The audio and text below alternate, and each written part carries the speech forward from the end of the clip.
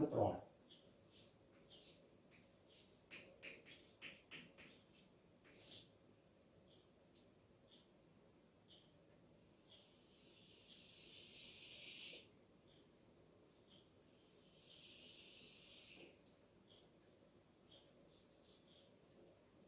ઉપયોગ 3 માં આપણે કહ્યું હતું કોઈ એક ભૌતિક રાશિના અન્ય ભૌતિક રાશિઓ સાથેનો સંબંધ દર્શાવતું સમીકરણ મેળવવું. તો આપણે સમીકરણ મેળવીશું.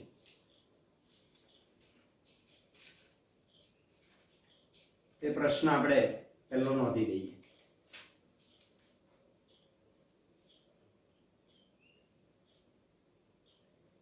કારણ કે મને પ્રશ્ન એવો આપ્યો m દળ ધરાવતો પદાર્થ m દળ ધરાવતો પદાર્થ સુરેખ પથ પર સ્મોલ a જેટલા પદાર્થ સુરેખ પથ પર a જેટલા પ્રવેગથી ગતિ કરે છે.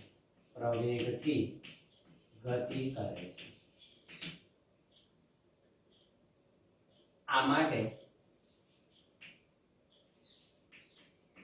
પદાર્થ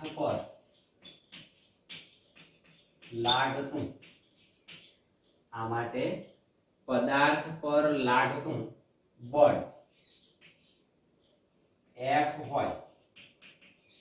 આ માટે પદાર્થ પર લાગતું બળ F હોય તથા આપેલ બળ એ પદાર્થના દળ m અને તેના પ્રવેગ a પર આધાર રાખતું હોય તો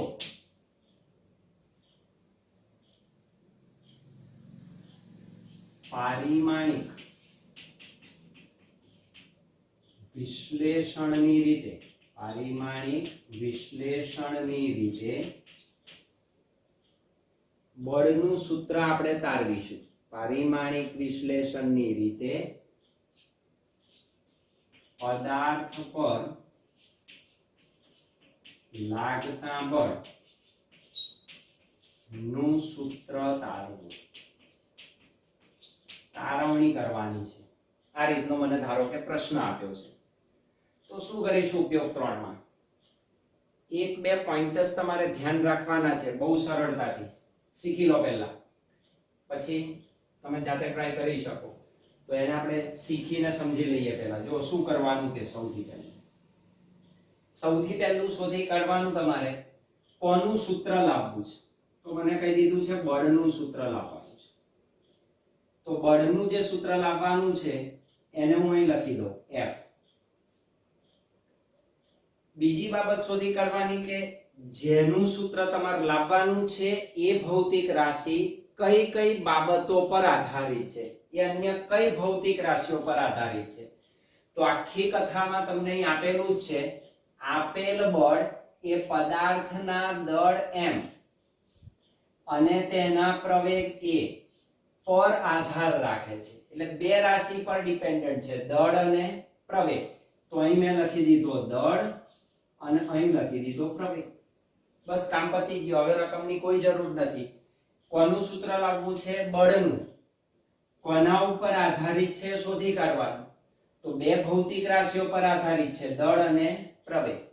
તો હવે આપણે શોધીશું આનું સૂત્ર કેવી રીતે આવે. તો આટલું શોધ્યા પછી આમ લખવાનું F ચલે છે m⁻⁴ કેટલી ઘાત ને સૂચમન ખબર નથી, ધન છે કે ઋણ છે એ નથી ખબર, અને આપણે એને ગુણાકારમાં લખીશું.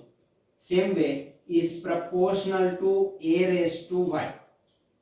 તો F ચલે છે m⁻x ચલે છે a⁻y. આ પહેલું સ્ટેપ થયું નીચે. therefore F f is proportional to આ બંને ગુણાકારમાં મૂકી દેવાના m raised to x a raised to y. that means f ચલે છે કાઢું તો સપ્રમાણતા અચળાંક એન્ટર થાય તો હું સપ્રમાણતા અચળાંક મૂકી દઈશ that is equal to k. માન લો કે k ને મેં સપ્રમાણતા અચળાંક તરીકે એન્ટર કર્યો તો k m raised to x a raised to y. મન સમીકરણ 1 મળી ગયું. આ પહેલું એક સૂત્ર મને મળે. અહીં આપણે નોંધી રાખીશું કે જ્યાં x y આ જે ઘાતાંકો છે belongs to r એ વાસ્તવિક સંખ્યા હોઈ શકે, ધન, ઋણ, પૂર્ણાંક, અપૂર્ણાંક ગમે તે હોઈ શકે. એટલે આ જે ઘાતાંકો આવે belongs to r rational number, વાસ્તવિક રિયલ નંબર, વાસ્તવિક સંખ્યા પર આધારિત છે. તો xy belongs to r. અને જે સપ્રમાણતા અચળાંક મૂક્યો k એ શું છે? સપ્રમાણતા અચળાંક. સપ્રમાણતા અચળાંક યાદ રાખો, હંમેશા આ ઉપયોગ 3 માં આવતો સપ્રમાણતા અચળાંક પરિમાણ રહિત અંક જ સ્વીકારવાનો આપણે. તો એને આપણે કેવો ધારીશું કે પરિમાણ રહિત અંક. પરિમાણ રહિત અંક એનો અર્થ એમ થયો કે નું પારિમાણિક સૂત્ર હું લખું તો that is m0 l0 t0 મળે, એટલે કે 1 મળે. એટલે નથી એમ જ માની લેવાનું. તો આ પહેલું સ્ટેપ થયું. તો આ પહેલો પડાવ. એટલું આપણને લખતા આવડવું જોઈએ આ ઉપયોગ એ 3 માં. ઓકે, હવે બીજી વાત. બીજા પડાવમાં હવે આપણે કામ કરીશું. સમીકરણ 1 છે, ડાબી ને જમણી બાજુ છે, પારિમાણિક સૂત્રો લખીશું. તો બીજું કામ પારિમાણિક સૂત્રોનું છે. તો સમીકરણ 1 ની બંને બાજુ પારિમાણિક સૂત્રો લખતા. ફરી એકવાર તમારી સામે આવ્યું, કારણ કે પારિમાણિક વિશ્લેષણની રીત છે એટલે પારિમાણિક સૂત્રો આવડવા જ જોઈએ. ચાલો, F એટલે બળ. તો બળનું પારિમાણિક સૂત્ર હું લખી કાઢીશ ડાબી બાજુ m1 l1 t-2 થઈ ગયું. ઇઝ ઇક્વલ ટુ k નું નહીં લખવું, પરિમાણ રહિત અંક છે એટલે લખવાની જરૂર નહીં, એ 1 જ છે. m એટલે દળ, તો દળનું લખીશ m1 l0 t0 raise to એને કેટલા ઘાત આપ્યા છે x, આપણે શોધવાના છે, ઇન્ટુ પ્રવેગ. તો પ્રવેગનું પારિમાણિક સૂત્ર લખી દઈશ m0 l1 t-2 raise to 1. therefore m1 l1 t-2 is equal to, ચાલો ઘાતનો ઘાત ગુણાકાર m 1 into x, that is x. 0 ને જોવાના નહીં તો 0 જ લખી દેવાય, એની સાથે કોઈ પણ ગુણાકાર 0 જ થાય. m0 l 1 into y y t-2 into y. બીજી કોઈ કિંમત આવે તો એને એટલા ગણા થઈ જાય. ઓછા આવે તો ઓછા, વધતા આવે તો ઓછા 2 ગુણ્યા y તો ઓછા 2y. therefore m1 l1 t-2 is equal to, ફરી આધાર સરખો ગુણાકાર ઘાતનો સરવાળો ભૂલાય નહીં, m raised to x વત્તા 0, અહીં ખાસ ધ્યાન રાખવાનું x plus 0, l 0 plus y, t 0 minus 2y. અર્થાત સૂત્ર આમ થાય m1 l1 t-2 is equal to m raised to x l raised to y t raised to minus 2y. this is number 2. આ સમીકરણ 2 મળે. હવે તમે જો આ ઇક્વલ આવ્યું, કોઈ પણ પારિમાણિક સૂત્ર સમાન ત્યારે જ બને જ્યારે એના પરિમાણ સમાન હોય. તો આ સમીકરણમાં બંને બાજુ શું કરીશું? ઇક્વાલિટી કરવા માટે પરિમાણ સરખાવીશું, અને પરિમાણ સરખાવો એટલે તમને x અને y ની કિંમત મળે. હવે મારી પાસે બે જ ચલ છે x અને y, તો કોઈ પણ બે ને સરખાવું તો ચાલી શકે, પણ આપણે 3 3 લખીશું હાલમાં. તો હવેનું સ્ટેપ આવે આ બીજું સ્ટેપ થયું તમારું અને છેલ્લું સ્ટેપ આમાં આવે કે સમીકરણ 2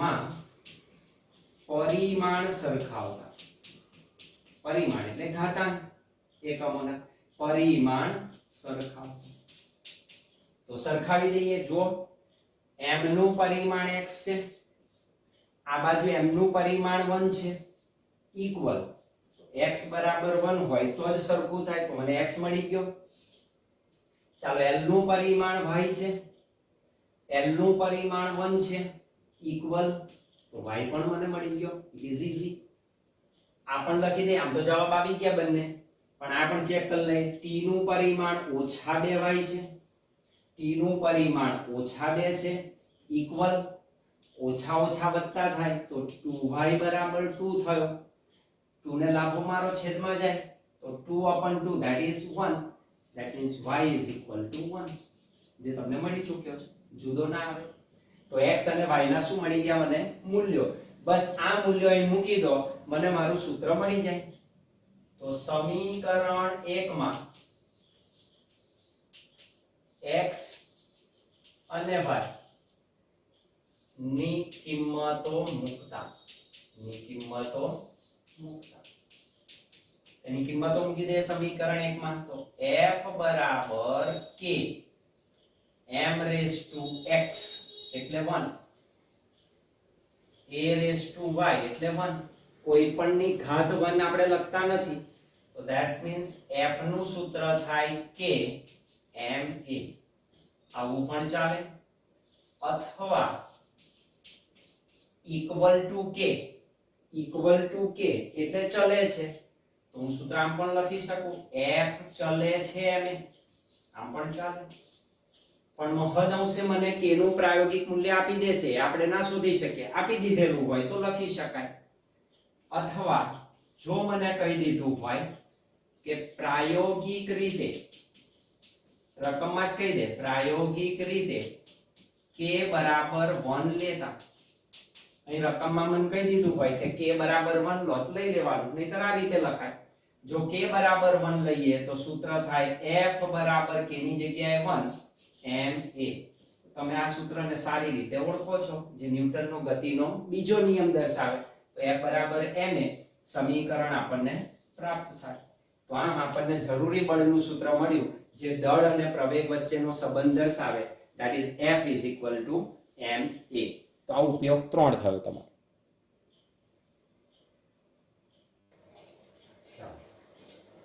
તો આપણી પદ્ધતિ કોનું સૂત્ર લાવવું છે બળ f શાના પર આધારિત છે તો કે દળ m ઝડપ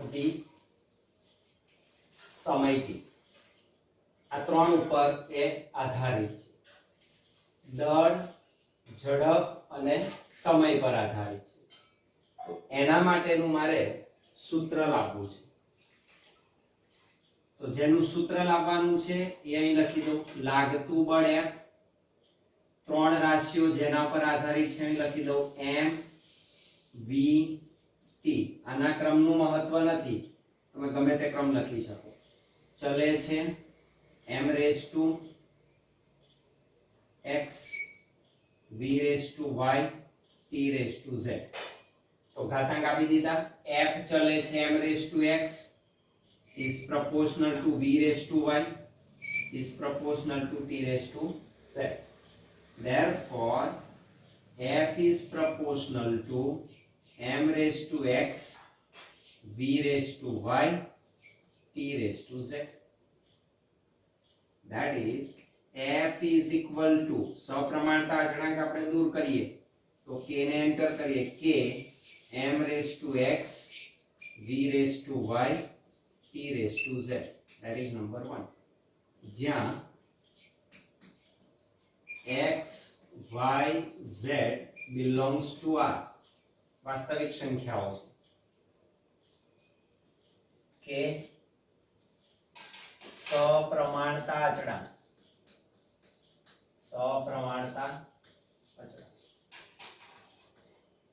કેવો પરિમાણ રહિત અંક, પરિમાણ રહિત અંક એને આપણે પરિમાણ રહિત જ લઈશું.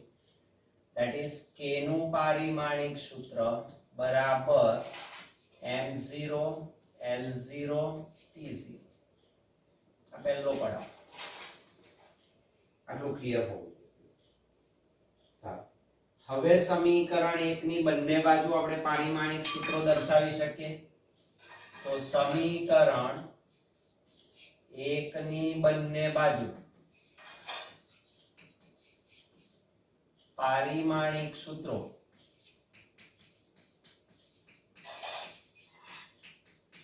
લખતા,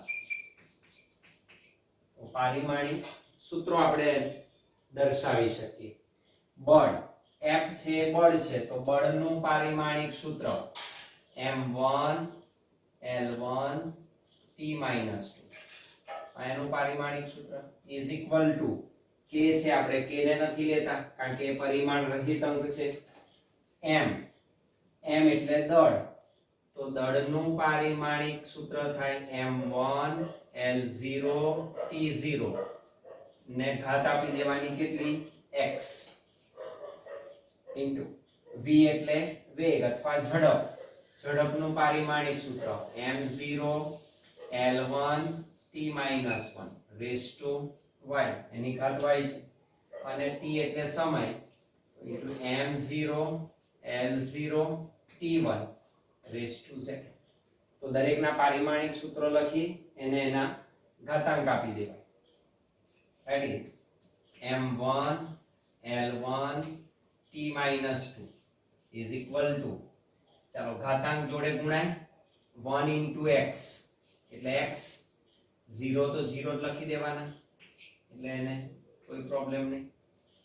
m0 1 into y તો y t ઓછા 1 into y ઓછા y into 0 છે એને 0 દર્શાવી દેવાય l0 t raised to 1 into z to z. this is equal to આધાર સરખો ઘાતનો સરવાળો m ની x ઘાત વત્તા 0 એટલે x, l ની 0 વત્તા y વત્તા 0 y, t ની 0 ઓછા y વત્તા z ઓછા y વત્તા z. so that is m1 l1 t-2. સમીકરણ 2 તમારો બીજો પડાવ આ ઇક્વલ છે, આધાર સરખા છે, તો પરિમાણ સરખાવા પડે તો જ ઇક્વાલિટી સાબિત થાય. તો સમીકરણ 2 ની બંને બાજુ ના પરિમાણ સરખાવતા એના પરિમાણ આપણે સરખાવીશું. તો m raised to x છે, તો x is equal to m ની ઘાત 1 છે 1, તો x is equal to 1 મળી ગયું મને. ચાલો l raised to y છે, l raised to 1 છે, તો y is equal to 1 મળી ગયું મને. તો આ પણ સોલ્વ થઈ ગયું. અને ત્રીજું આપ્યું છે t ની ઘાત -y વત્તા z is equal to -2. therefore હવે મારી પાસે y ની કિંમત છે તો મૂકી શકું -1 વત્તા z equal to 2. that means z is equal to -2. તો z is equal to -2, ઓછા એક આ બાજુ જાય એટલે +1 થાય. that means z is equal to -1. તો z નું મૂલ્ય પણ મળી જાય. આમ x y અને z ની કિંમત આપણે સૂત્રોના સાદા રૂપથી શીખી શકીએ. આ સાદું રૂપ જ છે તમારું. તો x y z ની કિંમત મને મળી ગઈ. સમીકરણ 1 માં એને મૂકી દેવાય. તો સમીકરણ 1 માં x y અને z ની કિંમતો મૂકતા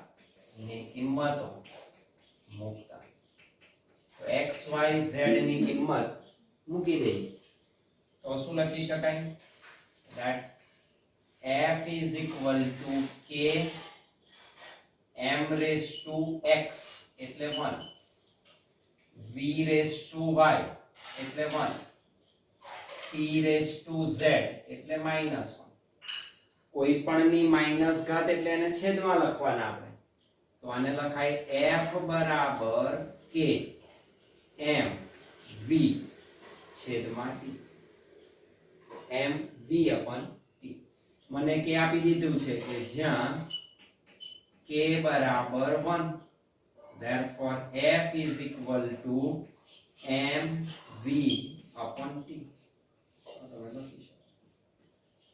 આ જરૂરી સૂત્ર થયું તેની સાથેનો સંબંધ દર્શાવતું સૂત્ર મળે તમને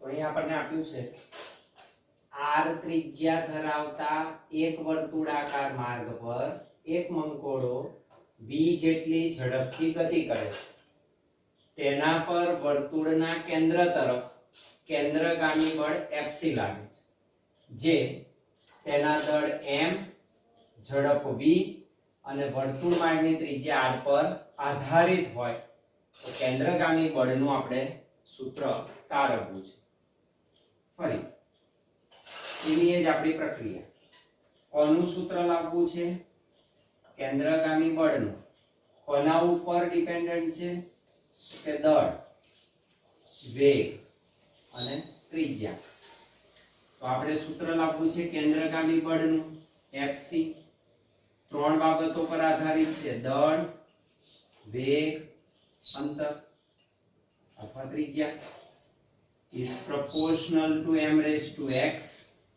v raised to y r raised to z ગુણાકારમાં મૂકી શકાય therefore Fc is proportional to m raised to x v raised to y r raised to z अर्थात Fc is equal to k m raised to x v raised to y r raised to z that is number 1 જ્યાં ફરી k સપ્રમાણતા અચળાંક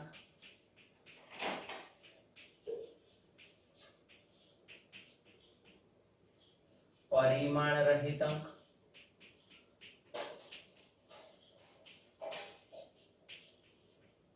अर्थात k નું પારિમાણિક સૂત્ર તમે લખો m0 l0 t0 એટલે પરિમાણ રહિત છે તમારો પહેલો પડાવ શું કરીશું સમીકરણ 1 માં બંને બાજુ પારિમાણિક સૂત્રો દર્શાવાય સમીકરણ 1 ની બંને બાજુ पारिमाणिक सूत्रों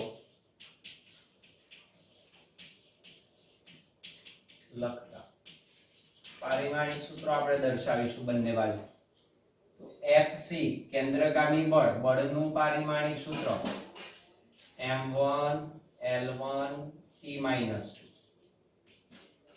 is equal to k ને આપણે લખતા નથી કારણ કે પરિવાર રહિત અંક છે દળનું m1 L0 T0 raised to x वेग m0 L1 T-1 raised to y અને ત્રિજ્યા અંતરનું m0 L1 T0 raised to z આ રીતે એને દર્શાવી શકાય સાદું રૂપ અપાય m1 L1 T-2 is equal to m raised to 1 into x x 0 तो 0 दर्शावी देवानी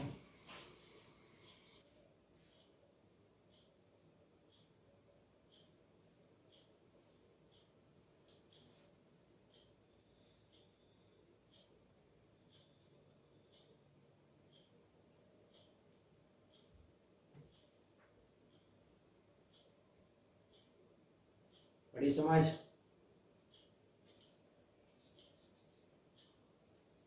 અને આમ કે છે L લંબાઈ ધરાવતા એક સાદા લોલકનો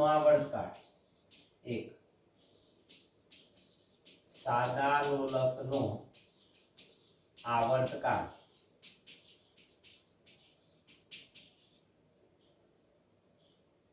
T એ લોલકના દળ m સ્મોલ m લોલકની લંબાઈ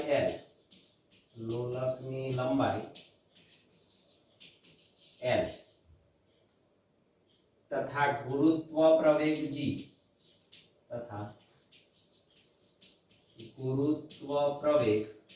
સ્મોલ g પર આધારિત હોય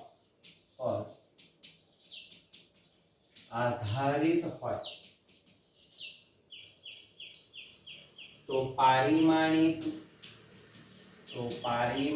રીતે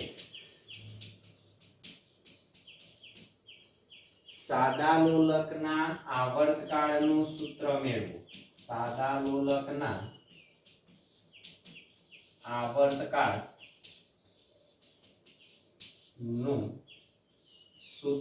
મેળવો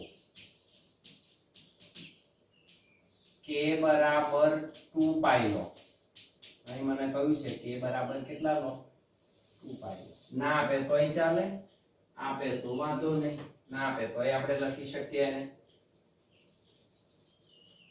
ટ્રાય કરી શકાય આપણે તમને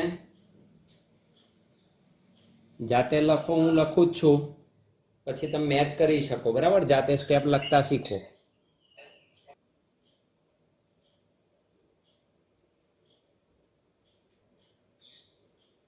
તો પારિમાણિક વિશ્લેષણની મર્યાદાઓ